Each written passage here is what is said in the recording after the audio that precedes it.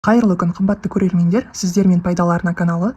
Бұл арнада өміріңізге күнделікті қажетті пайдалы ақпараттармен бөлісемін.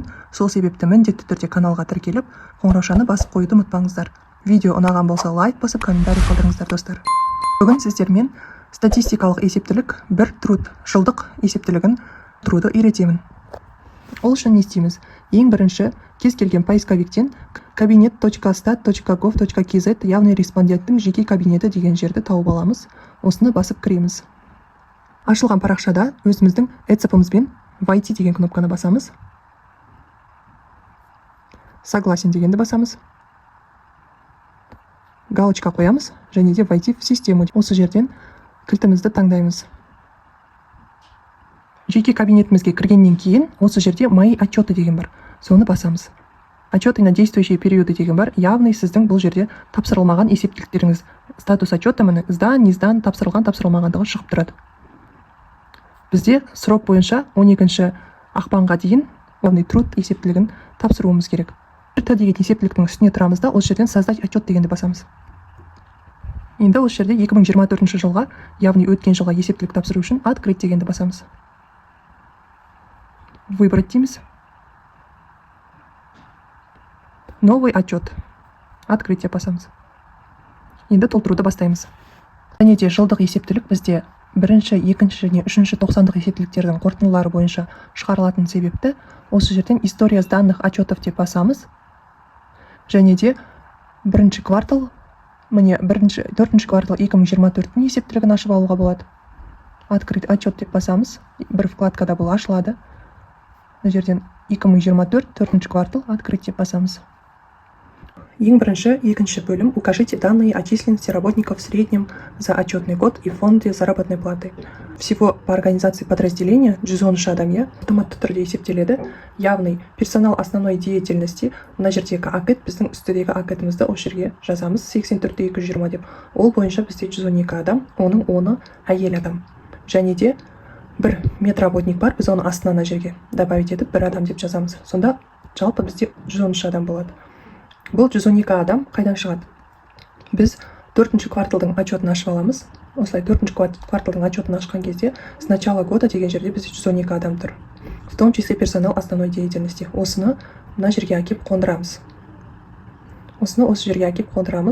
Осы жерден қаншасы әйел адам екенін жазамыз. Және де фактическая численность работников в среднем за отчетный период деген жерге осыны қайтадан қайталап жазамыз.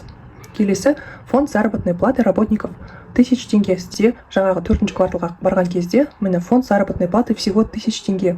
С начала года деген жерде 345-317 деп тұр. Соны осы жерге жазамыз. Персонал основной деятельности бізде қанша болды? 342-394 болды. Соны жазамыз. Жаңағы 4-ші кварталдың отчетін ашқан кезде міне фонд заработной платы және де из него по персоналу основной деятельности қанша екені жазылып тұр. Соны осы жерге жазамыз. Және де әйел адамға оның ішінде қаншасы белгіленгенін мына жерге бөліп жазамыз. А среднемесячная номинальная заработная плата одного работника ол өзі белгілі болып тұрады. Келесі астыда екіде бірінші бөлім. Бұл жерде жаңағы осы екінші бөлімдегіні административный персонал мен производственный персоналға бөліп жазамыз. Яғни бірінші строка бәрінде бірдей, екінші строкада жаңағы қай персоналға жататынын бөліп жазамыз. Әйел, еркек өзі есептелінеді, әйелдің қанша екенін жазамыз. Жаңағыдай фонд заработной платы жазамыз. Одан кейін среднемесячная плата бір адамға өзі есептелініп шығарылады. Екінші бетті ашамыз. Жаңағы 113 адамның енді қайсысы руководитель, қайсысы специалист профессионал, соны барлығын осы жерде бөліп жазып шығамыз. Және списочная численностьті жазамыз, фактически сол тура қайталанып осы жерге толтырылады. Заработной платы бөліп жазамыз, және де среднемесячный өзі есептелініп шығарылады. На 113 деген списочная численность сізде барлық жердегі разделдарда бірдей болу керек. Келесі страницаға өтеміз. Бұл жерде укажите данные о численности в фонде заработной платы лиц, выполняющих работы по договорам КПХ, работников, работающих неполное рабочее время и принятых на работу по совместительству. Бұл жерде, бұл организацияда ондай қызметкерлер жоқ болған себепті, бұл жерді біз толтырмаймыз, бос қалдырамыз. Төртінші бетке өтеміз. Төртінші бетте укажите данные об использовании календарного фонда времени работников дейді. Обычно басқа жылдары бізде 365 күн шығу керек. На 2024 жылы 366 күн, себебі ақпан айы бізде 29-на аяқталды. 24-962 қайдан шықты? Бізде осындай производственный календарь деген болады. 1С-қа кіресіз де зарплата, производственный календарь деп басқан кезде работниктардың бір жылдық, мысалы қай жыл керек сізге соны таңдаған кезде рабочий күндері шығады. Мысалға осы мекеме бойынша 220,9 шығып тұр. Енді сол 220,9 көбейтеміз 113 адамға. Сонда 24,962 шығып тұр, иә?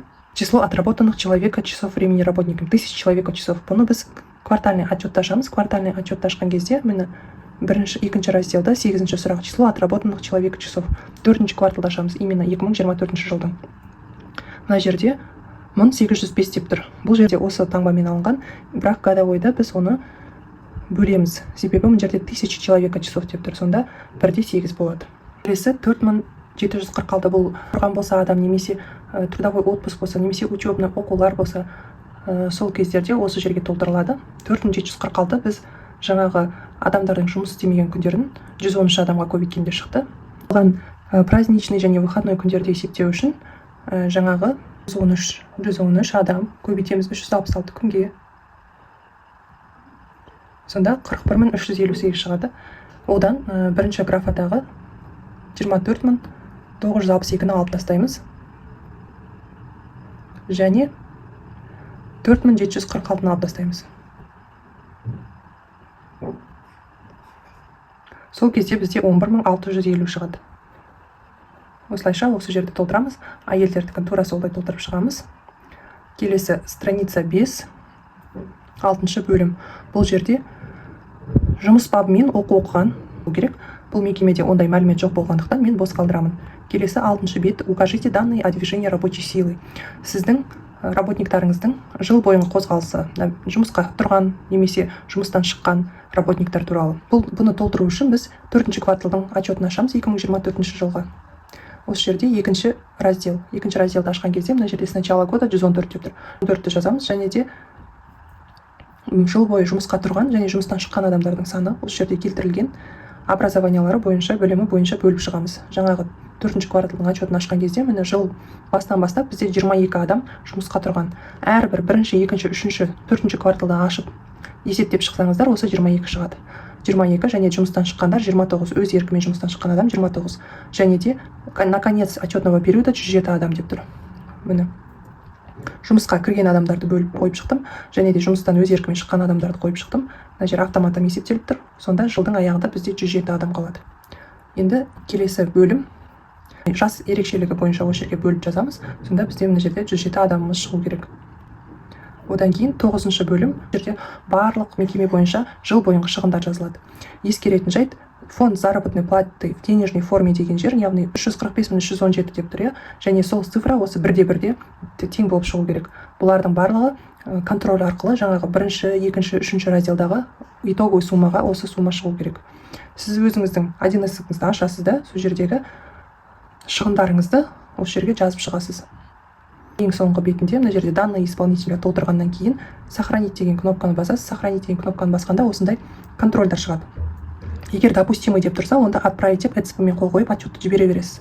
Себебі допустимый контроль дегеніміз ол қате деген сөз емес. Ал егер де строгий контроль немесе ешқандай жазу болмаса, онда осы қай жерден қате беріп тұр, сол жерге кіріп қарап қатені түзету керек болады.